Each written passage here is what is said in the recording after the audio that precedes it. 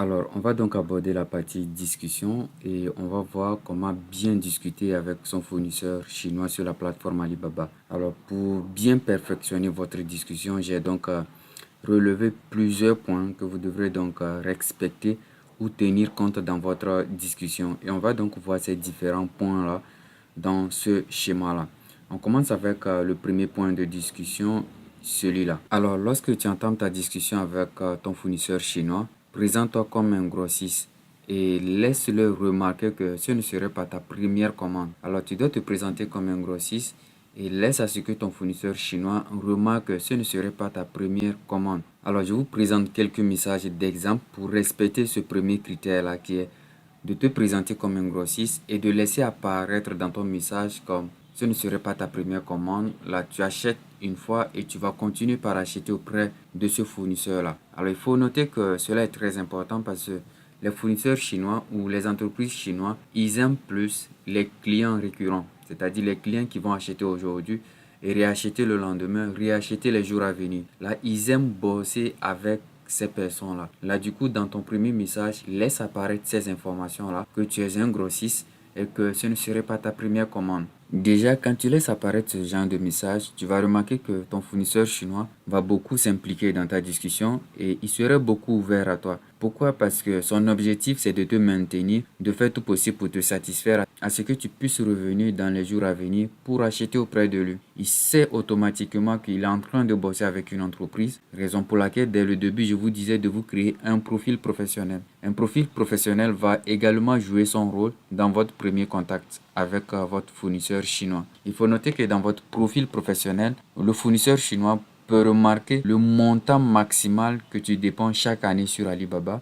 Ok, ce sont des informations que toi-même tu vas remplir. Il va connaître le nom de ton entreprise et ta niche. Il aura beaucoup d'informations d'abord sur toi, ta personnalité et sur ton entreprise. Là, déjà, ces informations vont donc tout de suite dire au fournisseur qu'il est en train de bosser avec une grosse entité, c'est-à-dire une entreprise. Et s'il te satisfait bien, les jours à venir, tu vas continuer par bosser avec lui. Alors, il est donc très important, déjà votre premier contact avec le fournisseur, de vous présenter comme un grossiste et de laisser apparaître certaines informations comme ce ne serait pas votre premier achat. Les jours à venir, vous allez commander auprès de lui. Alors, je vais vous présenter vite fait quelques exemples de messages que vous pouvez donc envoyer à votre fournisseur chinois. Alors, je vais donc ouvrir ce lien-là. Alors, par exemple, voilà donc le premier message que j'ai donc construit ici. Alors, que dit le message? Ici, on peut lire que je suis, vous mettez votre prénom, par exemple, je suis Offrey Nilonda, PDG de l'entreprise Tens Industries, une entreprise africaine spécialisée dans la vente de vos produits. Je mets donc le nom du produit que je vais acheter auprès de mon fournisseur. Alors, nous avons beaucoup de succès avec ce produit et je mets entre parenthèses le nombre de ventes que je fais par jour sur ce produit seulement. Et nous cherchons de nouveaux fournisseurs qui peuvent nous aider à augmenter nos ventes et établir une relation d'affaires à long terme. Déjà dans ce message, je dis ici que je vais établir une relation d'affaires à long terme. Déjà, je laisse apparaître une information très importante pour les fournisseurs chinois parce qu'ils aiment des clients récurrents. Ils aiment fidéliser la clientèle. Et de deux, je lui fais savoir que sur le produit que je vais acheter, j'ai beaucoup de ventes autour de ce produit-là. La première information, je lui fais savoir que je bosse dans une entreprise ou j'ai une entreprise. Et après, je dis, pourriez-vous me fournir des informations sur ce produit? Je mets donc le lien du produit que je vais acheter auprès de ce fournisseur-là. Et maintenant, je lui pose quelques questions. Le prix pour 200 pièces, par exemple. Ensuite, je lui demande de me parler un peu de la qualité du produit. Et enfin, je lui demande le délai de livraison. Alors, les deux questions qui sont très importantes, c'est le prix pour la quantité de pièces que vous voulez acheter auprès de lui, qu'il vous fasse un prix global, ok, et vous envoyez. Et le deuxième point, c'est le délai de livraison. Le délai de livraison, vous lui demandez combien de temps ça va lui prendre à ce qu'il livre les 200 pièces là à votre transitaire qui se trouve en Chine. Alors, ces informations, c'est très important. Pourquoi elles sont très importantes? Parce que quand vous demandez le délai de livraison à votre fournisseur et qu'il vous envoie son délai de livraison et que par la suite il ne respecte pas ce délai de livraison là, il tarde à livrer votre colis à votre transitaire, à travers l'assurance commerciale que votre fournisseur vous garantissait. À travers cette assurance commerciale, vous pouvez entamer une procédure de remboursement. Vous pouvez lancer la procédure de remboursement. Alors, demandez toujours le délai de livraison et pour voir si le fournisseur par la suite va respecter ce délai de livraison-là. S'il tarde, vous lancez automatiquement la procédure de remboursement. Alors, le prix du nombre de pièces que vous l'achetez et le délai de livraison. Ok. Alors, le reste des questions, je pense, vous pouvez aussi demander la qualité du produit. Alors, ça, c'était le premier message. On va jeter coup d'œil sur le dernier message aussi. Ok, je prends par exemple le dernier message. Alors, le dernier message, là, je dis, je suis à la recherche de fournisseurs. Je mets donc entre parenthèses là le nom du produit. Ou soit, je peux dire, je suis à la recherche de fournisseurs de sacs pour femmes pour mon entreprise. J'ai vu que vous en proposez sur votre page Alibaba et je me permets de vous contacter pour en savoir plus. Alors, je remets donc les mêmes questions ici. Voilà un peu les messages de prise de contact que vous pouvez donc envoyer à votre fournisseur chinois. Ok. Alors, ça, c'était la première manière pour entrer en discussion avec ton fournisseur chinois. Alors, on a une seconde manière également. La seconde manière, elle est simple. Là, le produit que tu veux acheter, tu fais donc une capture d'écran de ce produit-là et tu envoies la photo du produit à ton fournisseur. Tu lui envoies d'abord la photo premièrement. Ensuite, tu lui demandes le nombre de pièces, c'est-à-dire le prix du nombre de pièces que vous voulez acheter de ce produit-là. Okay. Par exemple, je lui envoie la photo d'un produit. Après, je lui dis quel est le prix de 200 pièces de ce produit que je viens de t'envoyer en photo. Là, le fournisseur va donc me faire le calcul et m'envoyer le prix. Alors, quand le fournisseur m'envoie le prix, il faut savoir que ce n'est pas le prix auquel je dois payer sur les 200 pièces. Il faut commencer par négocier. Toujours négocier, je dis bien toujours négocier à la baisse du prix que le fournisseur vous envoie. Alors, ce qui nous amène donc au troisième point. Vous entamez donc la négociation du prix MOQ. Vous entamez donc la négociation du prix MOQ. Alors, les stratégies de négociation. Alors, bien avant de vous présenter quelques exemples de messages de négociation que vous pouvez donc appliquer afin d'amener votre fournisseur à vous rabaisser le prix. Bien avant cela, il y a un point que vous devrez surtout éviter lors de votre négociation avec le fournisseur. Évitez surtout d'utiliser les signes de respect comme s'il vous plaît, s'il te plaît monsieur, rabaissez-moi le prix, je vous en prie. Ces signes de respect là, s'il vous plaît, oubliez ça. Ça ne vous rend pas professionnel, ok? Ça ne vous rend pas professionnel. Et quand un fournisseur chinois remarque cette faiblesse là en toi, il va essayer d'en profiter plus sur toi. Là, évitez ces signes de respect là. S'il vous plaît, s'il te plaît, je t'en prie, rabaisse-moi le prix. Oubliez ça, oubliez ça. Une chose que vous devrez savoir, c'est que le fournisseur chinois, il a plus besoin de ton argent que toi, tu as besoin de son produit. Sache cela. Il a plus besoin de ton argent que toi, tu as besoin de son produit. Alors, quand tu discutes avec lui, essaie d'être le mentor de la discussion. Ne lui laisse pas guider la discussion. Plutôt, c'est à toi de maintenir la discussion, d'être le mentor de cette discussion-là. Ça, c'était la première règle. On va donc voir les différentes stratégies pour amener votre fournisseur à vous rabaisser le prix.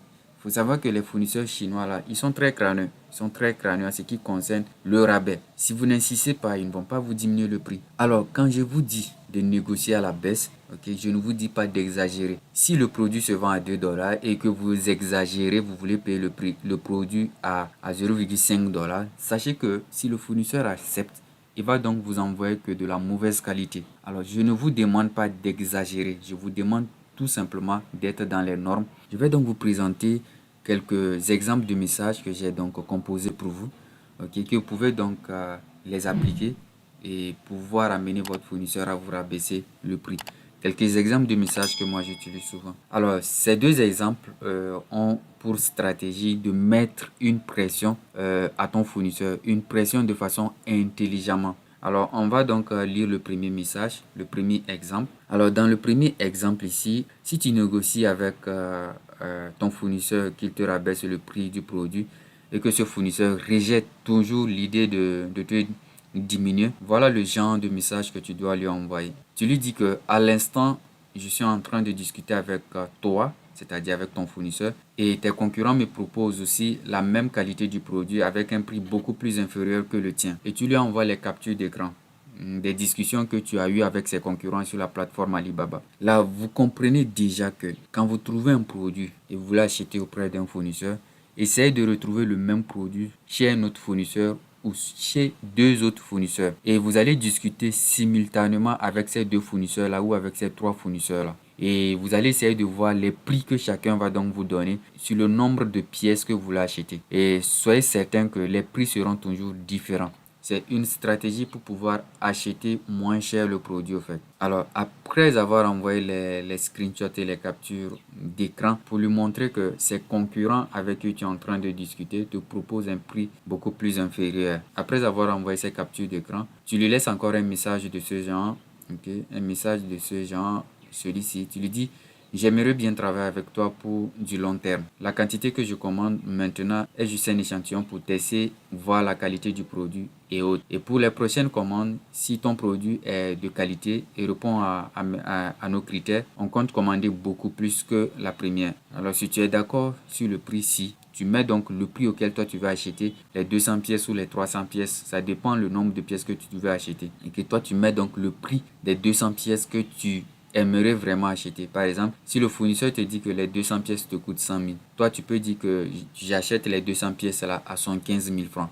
Tu vois, tu mets donc le prix là ici. Tu lui dis en même temps que tu lui envoies l'adresse de ton transitaire pour qu'il te fasse le lien de paiement. Et tu le payeras tout de suite, à l'instant où même il t'envoie le lien de paiement. Je lui mets un certain coup de pression, mais de façon intelligemment. Dans les deux messages, dans le premier message, je fais savoir directement au fournisseur que je suis en train de discuter avec ses concurrents. Ses concurrents, c'est-à-dire d'autres fournisseurs qui vendent aussi la même produit que lui. Mais ces concurrents-là, ces autres fournisseurs-là me proposent un prix qui est inférieur au prix que lui me donne. Déjà, je lui mets une pression. Là, je lui fais savoir automatiquement que s'il ne me satisfait pas, je vais l'abandonner et aller vers ses concurrents. Et ensuite, qu'est-ce que je fais? Pour lui confirmer tout cela, je fais les captures d'écran que j'ai eu à discuter avec ses concurrents et je lui envoie comme preuve. Et après ça, qu'est-ce que je lui dis? Je lui dis que moi, j'aimerais vraiment bosser avec lui pour du long terme. Une information capitale que les fournisseurs chinois aiment entendre, le long terme. Et je lui fais savoir également que la quantité que je commande maintenant, c'est un échantillon. Un échantillon, souvent, c'est une pièce. Ok? Un échantillon, souvent, c'est une pièce. On commande une pièce comme échantillon pour tester le produit, voir si c'est de la qualité. Mais moi, je lui fais savoir que la quantité que je commande auprès de lui, les 200 pièces que je commande auprès de lui, moi, je considère ça comme un échantillon. Or, dans les normes, un échantillon, c'est une pièce. Mais moi, je considère mes 200 pièces comme un échantillon. Là, ce qui veut dire que je suis en train de dire indirectement à mon fournisseur que ma prochaine commande sera vraiment grande. Je vais commander beaucoup de pièces. Et par la suite, je lui fais savoir que s'il accepte à ce prix-là, je le paye tout de suite s'il m'envoie le lien de paiement. S'il accepte au prix que moi je lui propose, je le paye tout de suite à l'instant où il m'envoie le lien de paiement. Alors dans ce message, vous voyez que j'ai mis des coups de pression de façon intelligemment. Ça, c'était le premier message d'exemple. Tu vas donc se baser sur ces messages-là pour mettre la pression à ton fournisseur pour qu'il te ramène le prix à la baisse. Alors, il faut savoir que après la négociation du prix à la baisse, si le fournisseur a accepté, tout de suite, il va commencer à te demander de lui envoyer l'adresse de ton transitaire.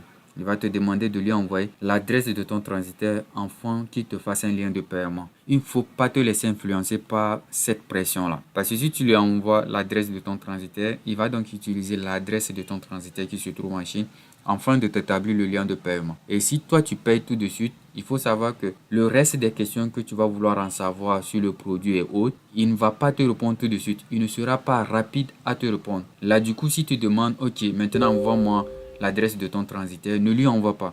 Ne lui envoie pas. Je te dis, c'est toi le mentor de la discussion. Alors, on a un deuxième exemple pour ramener le prix à la baisse, mais on ne va pas le voir dans cette vidéo.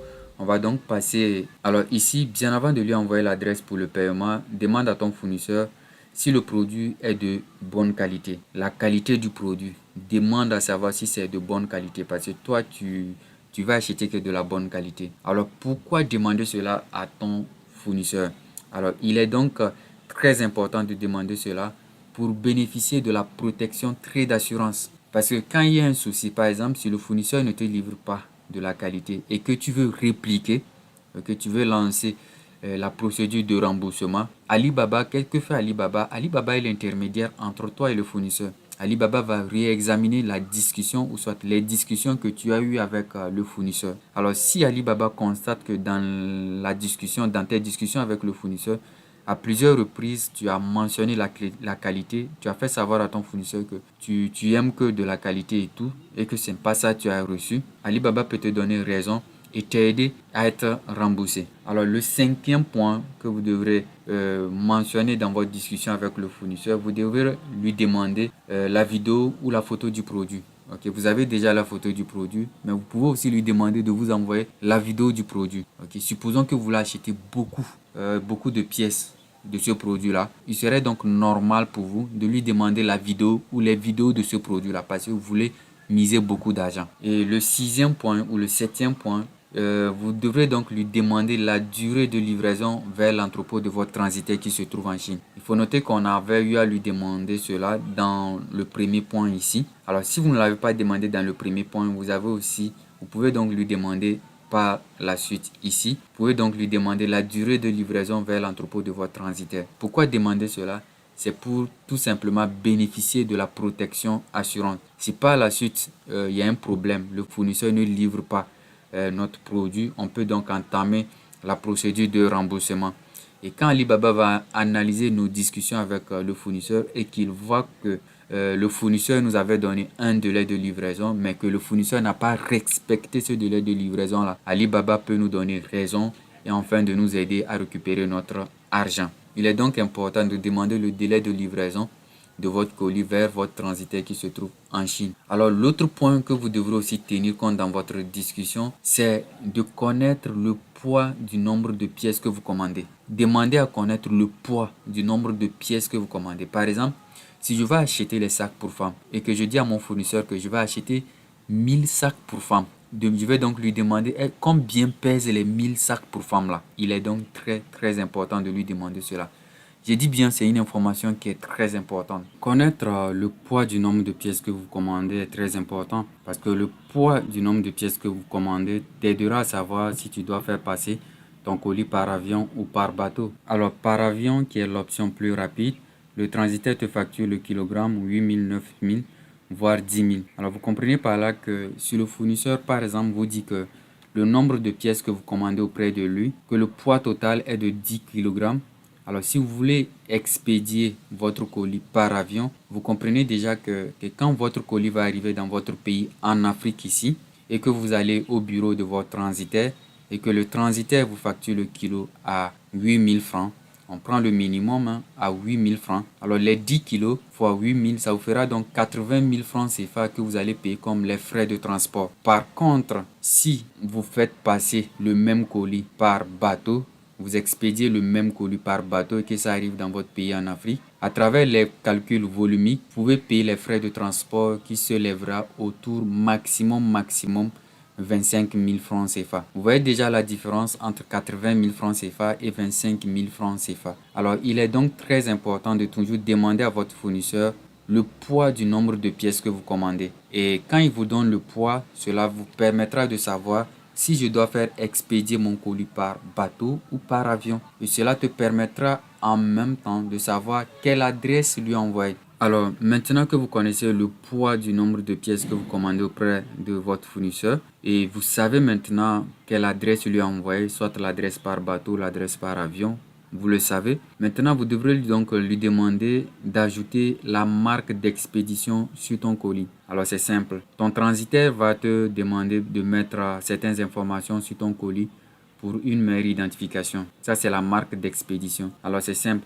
Quand tu achètes les 1000 pièces de sacs pour femmes auprès de ton fournisseur va emballer ces sacs-là dans un carton. Après avoir emballé dans le carton, tu vas donc lui demander d'ajouter une marque d'expédition. La marque d'expédition, souvent, c'est ton nom complet qui se trouve sur ta carte d'identité, plus ton numéro WhatsApp. Ok, il doit ajouter ces informations-là sur ton carton. Et cela va donc aider ton transitaire qui se trouve en Chine de bien identifier ce carton-là comme c'est un carton qui t'appartient. Et quand le colis va arriver au pays ici, ça serait très facile de te retrouver et de te remettre le colis. Voilà un peu, ça c'est la marque d'expédition. Alors, à ce qui concerne la marque d'expédition, c'est ton transitaire de ton pays, ok, de ton pays en Afrique, qui va donc te fournir les informations que tu dois mettre sur ton carton. Mais la majorité vont te demander, comme marque d'expédition, d'ajouter sur ton carton ton nom complet qui se trouve sur ta carte d'identité, plus ton numéro WhatsApp. Et ce sont ces informations-là que toi aussi tu vas transmettre à ton fournisseur chinois. Tu vas lui dire d'ajouter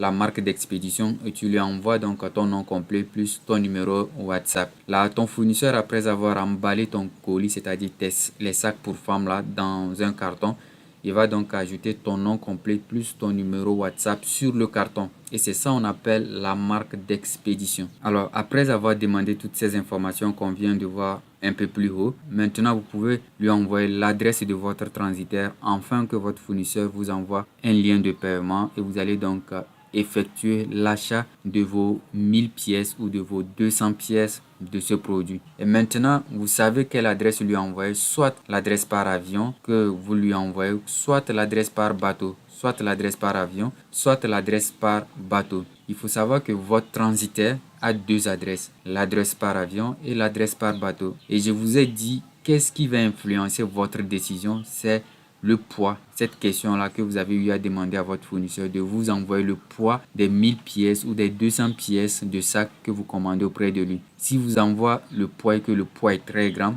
et que vous faites fois 8000 ou fois 9000, vous voyez que les frais sont trop énormes. Là, du coup, vous comprenez que ici, vous n'allez pas lui envoyer l'adresse par avion parce que là-bas, vous allez payer beaucoup de frais. Vous allez plutôt lui envoyer l'adresse par bateau. Mais si vous envoie le poids et que vous voyez que le poids tourne autour de 1 kg, 2 kg et que vous êtes dans la capacité de payer 8000 fois 2 kg, ce qui te fait 16 000. Là, du coup, qu'est-ce que vous faites? Vous lui envoyez donc l'adresse par avion. Alors, quelle est la différence entre l'adresse par avion et l'adresse par bateau? C'est que l'adresse par avion, en une semaine, 2 semaines, vous allez recevoir votre colis dans votre pays en Afrique. Par contre, l'adresse par bateau, ça peut aller jusqu'à 60 jours, disons 2 mois. Vous voyez un peu la différence. Alors, l'adresse par bateau coûte plus cher. L'adresse par avion coûte plus cher. Mais l'adresse par bateau coûte moins cher. Maintenant que vous lui avez envoyé une de ces adresses, le fournisseur maintenant va donc vous envoyer le lien de paiement. Ok, il va donc vous envoyer le lien de paiement. Et sur le lien de paiement, vous allez donc vérifier certaines informations qui est très importante parce que dans le lien de paiement, vous devrez donc vérifier si vous avez l'adresse de votre transitaire. Est-ce que l'adresse que vous lui avez envoyée ici, l'adresse par bateau, l'adresse par avion là, est-ce que cette adresse se trouve dans le lien de paiement? Vous devez vérifier cela.